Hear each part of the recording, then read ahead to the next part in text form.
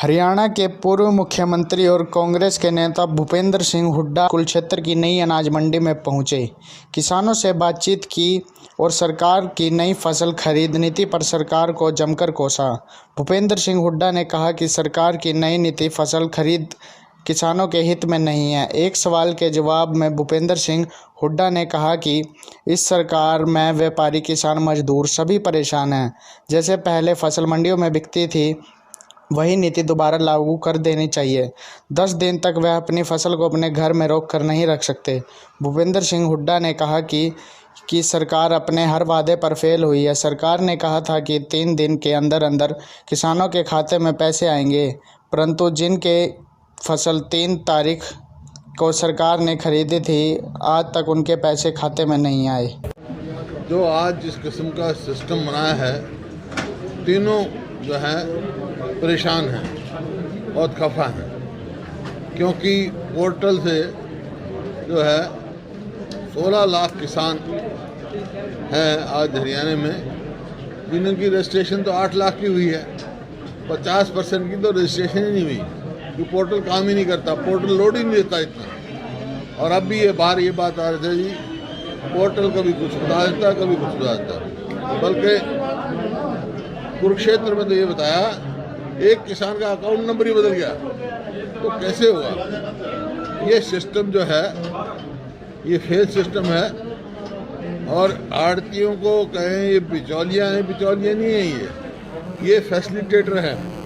हमने पहले भी कहा था और शायद आड़तियों का फैसला भी हुआ था इस सरकार से, तो किसान की मर्जी पे छोड़ दो। किसान सीधी पेमेंट लेना चाहे सीधा ले, जो आड़तियों के थ्रू लेना चाहे आड़ती के थ्रू, ताकि रहे। क्योंकि मजदूर अब कैसे मजदूरी लेगा? पहले तो आड़ती ठेकेदार बनाते हैं, वो तो अपना सीधा आड़तियों से लेते मजदूरी दे देते थे। अब उनको भी बड़ी भारी दिक्कत है, उनकी मजदूरी का कैसे हिसाब होगा? अब जो है किसान की फसल मान लो किसी की आज भी पक गई, तो 15 दिन तक तो उसको मैसेज नहीं आएगा। फिर क्या करेगा वो? अपनी फसल घर लेके जाएगा, घर से फिर मैसेज आएगा, मंडी में लाएगा, उसके ऊपर दुगना खर्चा पड़ेगा। नहीं तो अपनी फसल जैसे पकती थी, किसान अपने आड़ती भी ले आता, बारिश होती तो आड़ती तिरपाल भी लगाता उसके ऊपर, अच्छी तरह उसका रख रखाव भी करता था, और किसान भी आराम की नींद सोता था। अब पूरी रात उसको खतरा रहता है, खेत में कच्ची जगह छोड़ नहीं सकता, या पक्की जगह आता था। और वैसे भी मॉइस्चर जो कि 14% होना चाहिए, 12% में ले रहे हैं। और अभी वहाँ लाडवा में मैंने खुद मॉइस्चर करा के देखा तो 11 था, और फिर भी नहीं उठाई जा रही थी।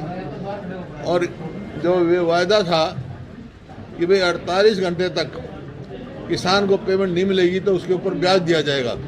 डिप्टी चीफ मिनिस्टर का भी बयान आया, सरकार का भी बयान आया।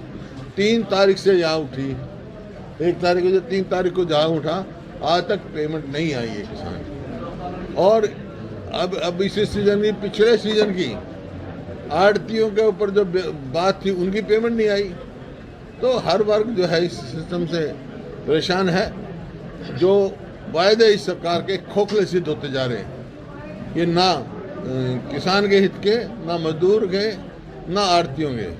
तो मेरा इस सरकार से आग्रह है, भाई जो पुराना सिस्टम था उसको चलाएं, किसान की मर्जी, किसान की ऑप्शन लें। शायद ली भी होगी पहले, कि जो किसान सीधा पेमेंट लेना चाहे वो सीधा ले, जो आड़ती के द्वारा लेना आड़ती जाए। आड़ती झरना लगवाता है, सुखवाता है।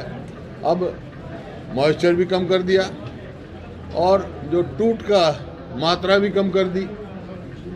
और आज इसका खाद का भाव, जो DAP का भाव 1200 कट्टे की 1900 कट्टा कर दिया।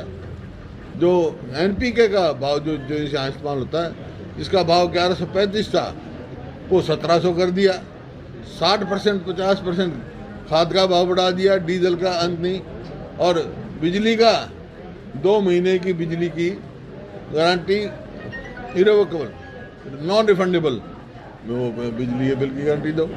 हर हिसाब से महंगाई किस प्रकार से कमर तोड़ रही है, आम आदमी की किसान की तो लागत जो है वो भी पूरी होने का सवाल ही पैदा नहीं।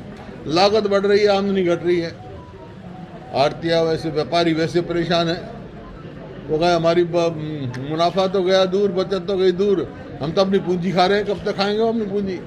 तो हर वर्ग परेशान है। मजदूर कह रहा है मेरे समय पे मजदूरी में तो रोज काम करता है, रोज दिहाड़ी देता है जब उसका काम चलता है। अब कितने दिन तक इंतजार करेगा? पहले तो आड़ती देता था। तो ये आपके सामने है कि आज हर वर्ग परेशान है इस सरकार से।